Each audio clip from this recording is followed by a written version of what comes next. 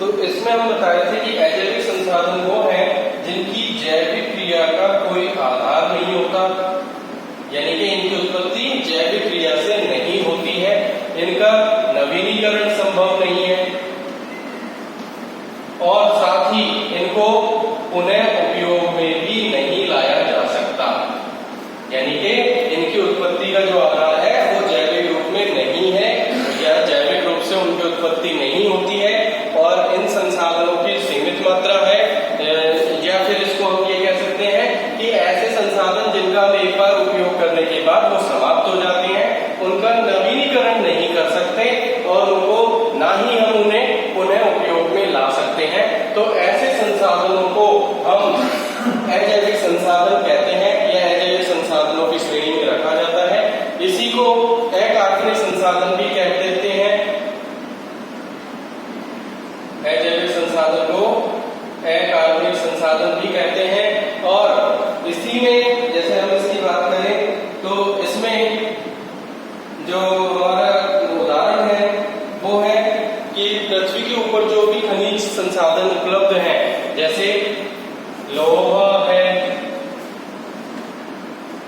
उसके बाद में एल्यूमिनियम है, जो भी खनिज है, यूरेनियम है,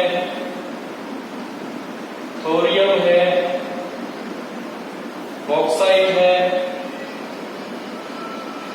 ऐसे जो भी खनिज पृथ्वी के आंतरिक भाग में पृथ्वी के धरातल पर जो भी उपलब्ध है वो सारे संसाधनों को अजैविक संसाधनों की श्रेणी में रखा जाता है।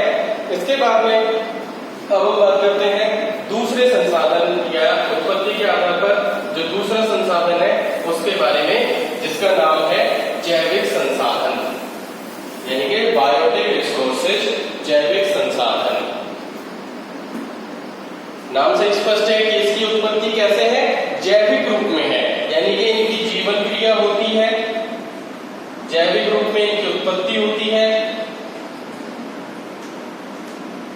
इनकी जैविक रूप में उत्पत्ति होती है, इनको नवीनीकृत किया जा सकता है, इनको पुनः उपयोग में लाया जा सकता है। ऐसे संसाधनों को जैविक संसाधनों की श्रेणी में रखा जाता है, या ऐसे संसाधन जिनकी जीवन क्रिया होती है जैविक रूप में और जिनकी जैविक उत्पत्ति होती है, जिनको हम नवीन रूप में पुनः उत्पादित कर सकते हैं और साथ ही हम उनको मनुष्य के लिए पुनः उपयोगी बना सकते हैं, उन संसाधनों को हम जैविक संसाधनों की श्रेणी में रखते हैं। इस संसाधन में जैसे हम बात करें वन है, वन्य प्राणी है, जीव जंतु हैं, पशु पक्षी हैं, वनस्पति है, ये सभी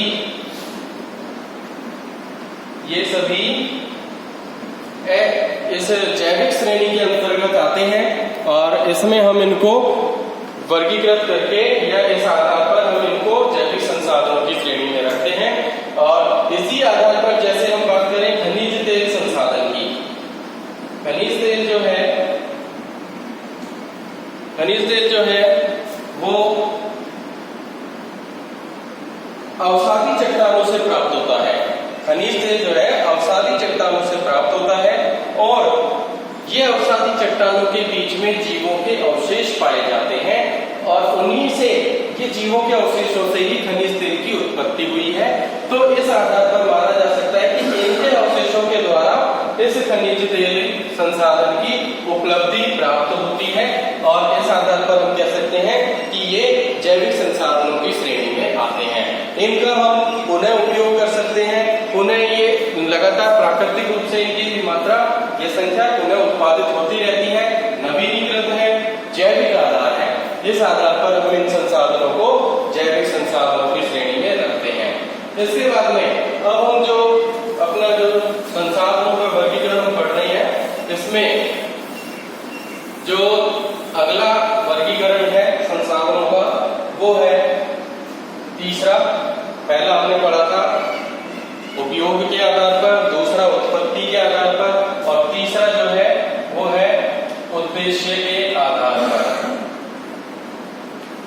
तीसरा है उद्देश्य के आधार पर। उद्देश्य के आधार पर इसका मतलब कि प्रकृति में जो भी संसाधन उपलब्ध है मनुष्य उनका उपयोग अपने उद्देश्यों के लिए या अपने विभिन्न उद्देश्यों की पूर्ति के लिए करता है। यानी कि कोई भी संसाधन है उससे जिस प्रकार का उद्देश्य पूर्ण होता है मानव का, उसी रूप में वो उसका उपयोग करता है। तो इस आधार पर हम कह सकते हैं कि जो संसाधन है, उद्देश्य के आधार पर इसमें जो सबसे पहला संसाधन है वो है ऊर्जा संसाधन। यानी कि ऐसे संसाधन जिनके द्वारा ऊर्जा या शक्ति प्रदान की जाती है, चाहे वो यातायात के रूप में हो, उद्योगों के रूप में हो, यांत्रिक क्रियाओं के रूप में हो, कोई भी रूप में हो। और इसी को आज के जमाने में, आधुनिक समय में सबसे महत्वपूर्ण संसाधन माना जाता है। यही मानव के विकास के लिए भी उत्तरदायी है या सबसे महत्वपूर्ण यही है, जिस आधार पर हम कह सकते हैं ऊर्जा संसाधन के रूप में हम इसको पढ़ते हैं। इस ऊर्जा संसाधन के रूप में हम जैसे बात करें कि इसको हम दो भागों में डिवाइड करते हैं ऊर्जा संसाधन में। इसको हम शक्ति के साधन भी लिख देते हैं। इसमें हम एक लिखते हैं समाप्य है, यानी कि जो लिमिटेड मात्रा में है, लिमिट है जिसकी पृथ्वी के आंतरिक भाग में, और दूसरा जो असमाप्य है, यानी कि जो खत्म नहीं होगा। समाप्य में हम बात करें ऊर्जा के रूप में, जैसे लकड़ी है, कोयला है, खनिज तेल है, वन है, ये सब समाप्य ऊर्जा के संसाधनों के रूप में उपलब्ध है। इसके बाद में जो दूसरा है असमाप्य, यानी कि जो खत्म नहीं हो सकता, जैसे सौर ऊर्जा है, जल ऊर्जा है, पवन ऊर्जा है, ज्वारीय ऊर्जा है। बहुत सारी ऊर्जा के जो नए साधन हैं तकनीकी का विकास करके और जो नए ऊर्जा के स्रोत के रूप में डेवलप हुए हैं, वो सारे असमाप्य ऊर्जा संसाधन की श्रेणी में आते हैं। इसके बाद में जो दूसरा वर्गीकरण, इसका जो अगला प्रकार है ऊर्जा संसाधन के बाद जो दूसरा है वो है कच्चे माल के रूप में। कच्चे माल के रूप में इसका जो दूसरा प्रकार है वो है कच्चा माल। कच्चा माल चाहे उद्योगों के लिए हो या किसी और रूप में हो, महत्वपूर्ण साधन के रूप में है। और इस कच्चे माल के रूप में जब हम बात करें तो इसको हम कह सकते हैं कि कच्चा पदार्थ जो है औद्योगिक विकास का महत्वपूर्ण या प्रमुख कारक है। और इसको तीन भागों में डिवाइड किया जाता है। कच्चे माल को हम तीन भागों में डिवाइड करते हैं। जैसे सबसे पहले हम बात करते हैं खनिज पदार्थ के रूप में।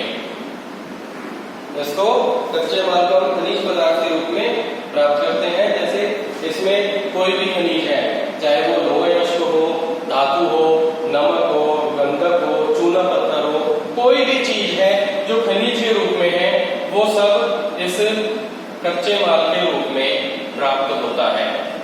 यानी कि जो उद्योगों को आधार प्रदान करता है, कोई भी खनिज है वो इस श्रेणी के अंदर आता है। खनिज पदार्थों के रूप में कच्चे माल क्या उपलब्ध होते हैं, वो खनिज इस कच्चे माल की श्रेणी में आता है। इसके बाद में जो इसका दूसरा प्रकार है वो है वनस्पति के रूप में। वनस्पति से हमें गौण, और वनस्पति के रूप में हमें गौण और मुख्य या प्रमुख उपज प्राप्त होती है, जिसमें हम वनस्पति है, कंदमूल है, छाल है, कोई भी चीजों को जो वनस्पति से जुड़ी हुई है कच्चे माल के रूप में हमें प्राप्त हो रही है, उसमें हम इसको जोड़ सकते हैं। जैसे रेशेदार उत्पाद है, लकड़ी है और शैवाल है, ये सारी चीजें हम इस वनस्पति के अंदर वर्गीकृत करते हैं। इसके बाद जो इसका तीसरा रूप है वो है पशु के रूप में, पशु या जीव जंतु के रूप में। पशु भी कच्चे माल के रूप में हमें क्या देते हैं, जैसे पशुओं से हमें ऊन प्राप्त होती है, सींग है, बाल है, ये सारी चीजें हमें पशुओं के रूप में कच्चा माल उत्पादक के रूप में हमें प्रदान करते हैं। जिसमें हम जैसे बात करें पशुओं की खाल है, सींग है, पशुओं की खाल है, सींग है, तैमूर है, तो ऐसे चीजें जो वनस्पति के रूप में, पशुओं के रूप में और खनिज पदार्थों के रूप में, कच्चे माल के रूप में हमारे लिए, मानव समुदाय के लिए जो उपलब्ध है, वो सारे संसाधनों को हम उद्देश्य के आधार पर दूसरे प्रकार में कच्चे माल के रूप में हम इस वर्गीकरण के अंदर रखते हैं। इसके बाद में एक जो इसका एक और पार्ट है उत्पादित पदार्थ। ये मुख्य रूप से इसका पार्ट नहीं है, लेकिन फिर भी कच्चे माल से जो उत्पादित पदार्थ हो रहा है वो इसमें रखा जाएगा। जैसे कपास का उत्पादन हुआ और उससे क्या बना दिया, रेशे बना दिए, उससे उत्पादित करके रेशे बना दिए और पटसन बना दी, रबर बना दिया, तिलहन, बीज, जो भी चीजें हैं जो वनस्पति के रूप में जो हमें प्राप्त हो रही हैं, वो सारी इस उत्पादित पदार्थ के रूप में आती हैं। इसके बाद में जो अगला है इसका प्रकार, वो है खाद्य पदार्थों के रूप में। पहले हमने इसमें पढ़ा ऊर्जा संसाधन के रूप में, फिर कच्चे माल के रूप में, और अब है खाद्य पदार्थों के रूप में, जो इसका तीसरा प्रकार है खाद्य पदार्थ के रूप में। खाद्य पदार्थ के रूप में जैसे कि प्राकृतिक रूप से मानव प्राचीन काल से ही इनके ऊपर, जंगली वस्तुओं के ऊपर आधारित रहा है या उनके ऊपर ही निर्भर रहा है। तो इस खाद्य पदार्थ को तीन मुख्य भागों में बांटा गया है। जैसे एक है खनिज, दूसरा है वनस्पति और तीसरा है पशु और जीव जंतु के रूप में। ये इसके खाद्य पदार्थ के रूप में तीन भाग इसके किए जाते हैं। जैसे हम खाद्य पदार्थ में खनिज के रूप में हम बात करें तो जो जल के अंदर उपलब्ध है, जैसे नमक, हम इसको खाद्य पदार्थ के रूप में और खनिज के रूप में उपयोग करते हैं। इसके बाद में जो वनस्पति से हम प्राप्त कर रहे हैं, जैसे कंदमूल है, फल है, सब्जियां हैं,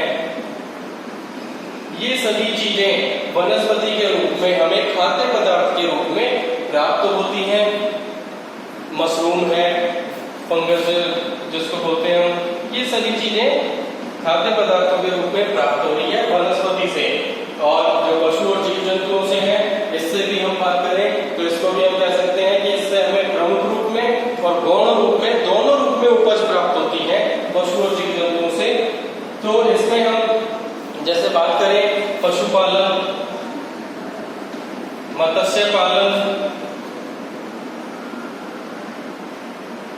मत्स्य पालन और मुर्गी पालन, ये सारे इसी श्रेणी के अंतर्गत आते हैं, जिससे हम क्या कहते हैं, पशु और जीव जंतु से के रूप में हमें खाद्य पदार्थ की प्राप्ति होती है। तो ये हमारा तीसरा वर्गीकरण जो था उद्देश्य के आधार पर वर्गीकरण, जिसमें हमने पहला प्रकार पढ़ा ऊर्जा संसाधन के रूप में, जिसके हमने दो भाग पढ़े थे, क्या नाम है, समाप्य और असमाप्य संसाधन के रूप में। दूसरा इसका जो प्रकार पढ़ा था अभी हमने, जो था क्या नाम है, कच्चे माल के रूप में, जिसमें हमने खनिज पढ़ा, वनस्पति पढ़ी और पशु जीव जंतु के रूप में पढ़ा। उसके बाद में हमने इसका तीसरा वर्गीकरण खाद्य पदार्थ के रूप में पढ़ा, जिसमें हमने खनिज में नमक पढ़ा, वनस्पति के रूप में जो भी हमें फल फूल सब्जियां पत्तियां जो भी मिल रहा है खाने के लिए वो, और तीसरा जो इसका प्रकार है पशु और जीव जंतु के रूप में जो मनुष्य उत्पादन करता है, जैसे पशुपालन करके, मत्स्य पालन करके, मुर्गी पालन करके, जो भी इससे पशुओं के रूप में मनुष्य को खाद्य पदार्थ के रूप में प्राप्त हो सकता है। तो ये सारा आज जो हमने पढ़ा है संसाधनों का मुख्य वर्गीकरण है, और ये आपके पेपर के लिए भी इम्पोर्टेंट है और एक अच्छा टॉपिक है। अगली क्लास में जब हम